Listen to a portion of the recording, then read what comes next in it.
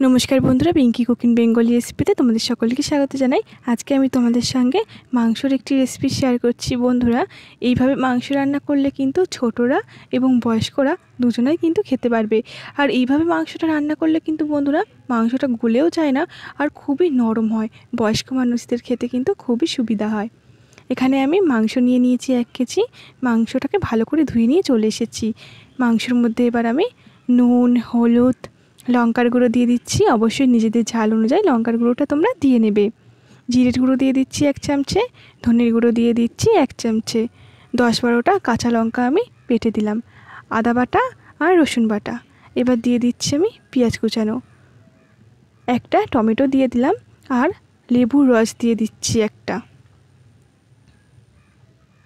সর্ষের তেল দিয়ে দিচ্ছি বন্ধুরা আমি সামান্য অল্প, খুব বেশি দেব না, কড়াতেও দেবো, ওর জন্য অল্প করে তেল দিয়ে দিলাম।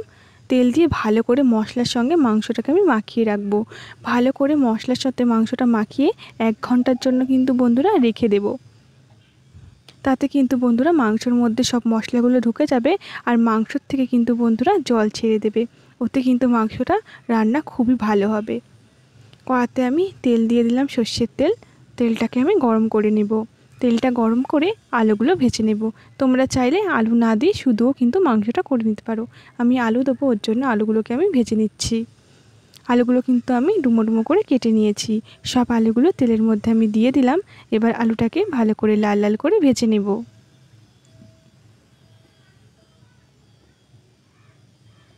বন্ধুরা, আলুগুলো কিন্তু লাল লাল করে ভাজা হয়ে গেছে। এবার আলুগুলোকে তুলে নিচ্ছি। ওই তেলের মধ্যে এবার আমি ফোড়ন দিয়ে দিচ্ছি দারচিনি, এলাচ, লবঙ্গ, জিরে আর 3-4টে গোলমরিচ। ফোড়ন দিয়ে ফোড়নটাকে তেলের মধ্যে হালকা করে নেড়ে নিলাম। এবার এই তেলের মধ্যে আমি সামান্য অল্প চিনি দিয়ে দেব। চিনি দিয়ে তেলের মধ্যে আমি ভেজে নেব।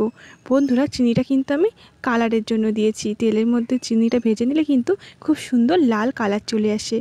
এবার আমি মেখে রাখা মাংসটা দিয়ে দিচ্ছি। বন্ধুরা, মাংসটা কিন্তু আমি মেখে রেখেছিলাম, 1 ঘন্টা হয়ে গেছে।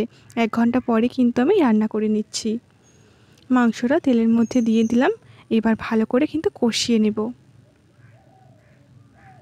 8-10 মিনিট মতো আমি এমনি তেলের মধ্যে মাংসটা নেড়ে চেড়ে কষিয়ে নিচ্ছি। বন্ধুরা, তোমাদের যদি আজকের এই রেসিপিটি ভালো লেগে থাকে অবশ্যই কমেন্টে জানিও আর আমার ছোট্ট চ্যানেলটাকে সাবস্ক্রাইব করে অবশ্যই আমার পাশে থেকো। মাংসটা কিন্তু আমি 10 মিনিট ধরে কষিয়ে নিয়েছি। এবার ভেজে রাখা আলুগুলো মাংসের উপরে দিয়ে দিলাম। এবার আমি ঢাকনা চাপা দিয়ে দেব। ঢাকনা চাপা দিয়ে কিন্তু বন্ধুরা রান্নাটা করব। এই রান্নাটা করার সময় কিন্তু গ্যাসটা একদম আস্তে দিয়ে দিতে হবে।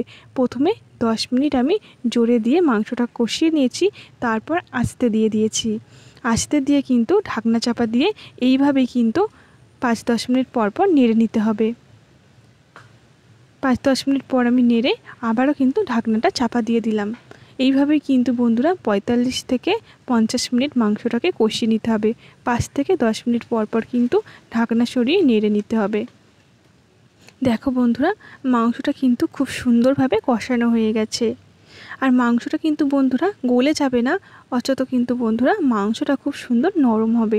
এইভাবে যদি রান্না করে কোনো বয়স্ক মানুষকে দাও, তারা কিন্তু খেতে পারবে। দেখো বন্ধুরা, আলুটা কিন্তু খুব সুন্দরভাবে গলে গেছে। এবার আমি নামানোর আগে গরম মশলা উপর দিয়ে ছড়িয়ে নেড়ে নামিয়ে নিলেই কিন্তু আমার মাংসের রেসিপি রেডি। তোমাদের রেসিপিটি কেমন লাগলো অবশ্যই কমেন্টে জানিও। চ্যানেলটা সাবস্ক্রাইব করে আমার পাশে থেকো।